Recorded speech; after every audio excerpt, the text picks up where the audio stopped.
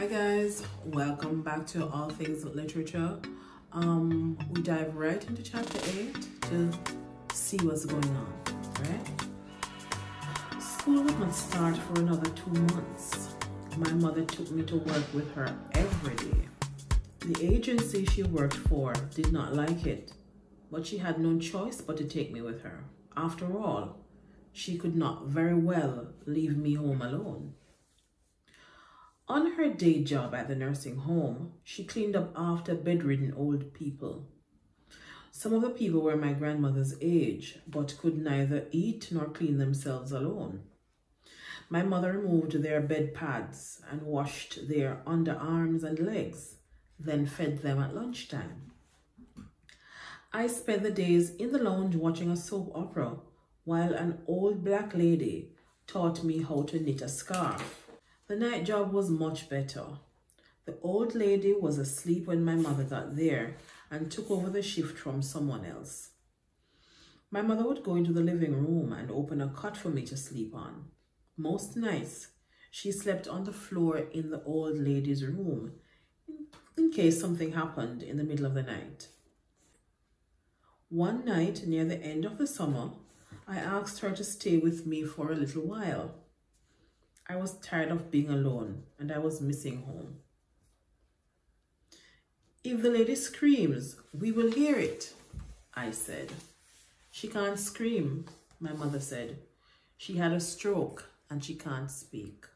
She made some tea and stayed with me for a while anyway. "I don't sleep very much at night," she said. "Otherwise, this would be very hard work to do."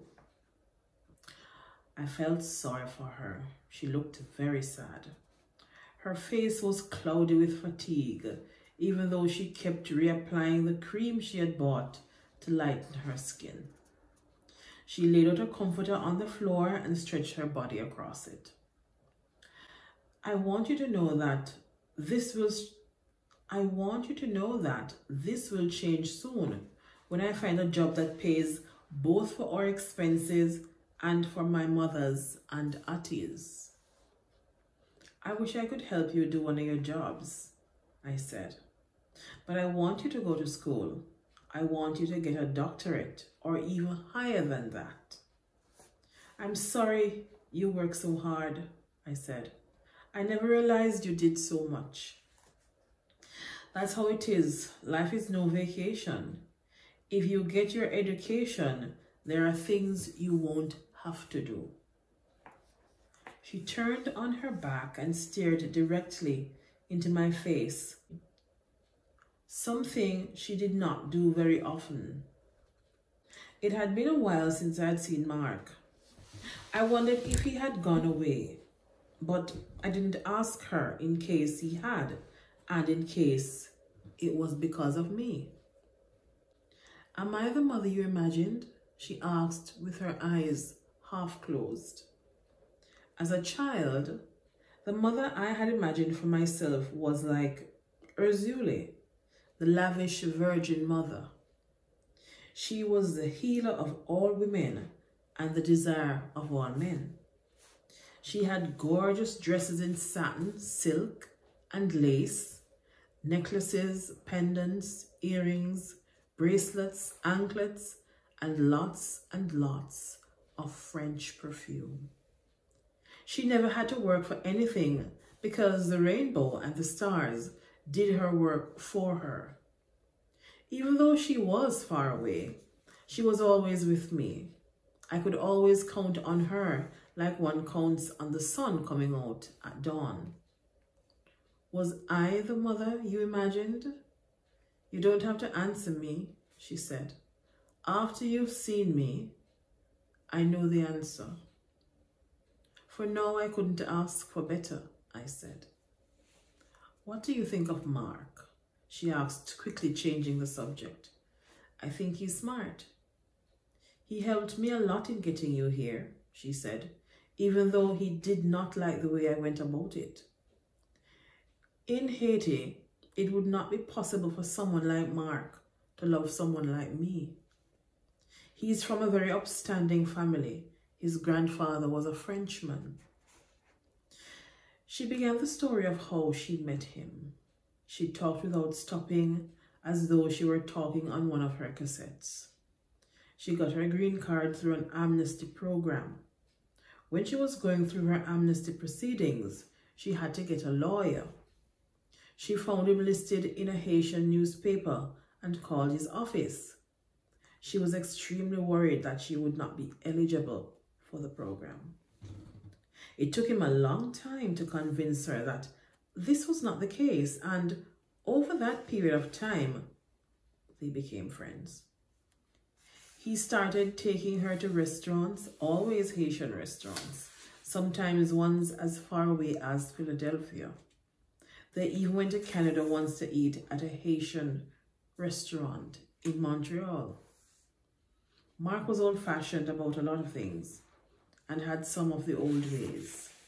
He had never married and didn't have any children back home that he knew of, and she admired that. She was going to stay with him as long as he didn't make any demands that she couldn't fulfill. "Are you going to marry?" I asked.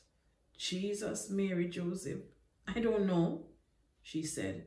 "He is the first man I've been with in a long time." She asked if there was a boy in Haiti that I had liked. I said no, and she smiled. "You need to concentrate when school starts. You need to concentrate when school starts. You have to give that all your attention. You're a good girl, aren't you?" By that she meant if I had ever been touched, if I had ever held hands or kissed a boy. "Yes," I said, "I have been good." "You understand my right to ask as your mother, don't you?" I nodded. "When I was a girl, my mother used to test us to see if we were virgins. She would put her finger in our private parts and see if it would go inside. Your Tante hated it. She used to scream like a pig in a slaughterhouse. The way my mother was raised, a mother is supposed to do that to her daughter until the daughter is married. It is her responsibility to keep her pure."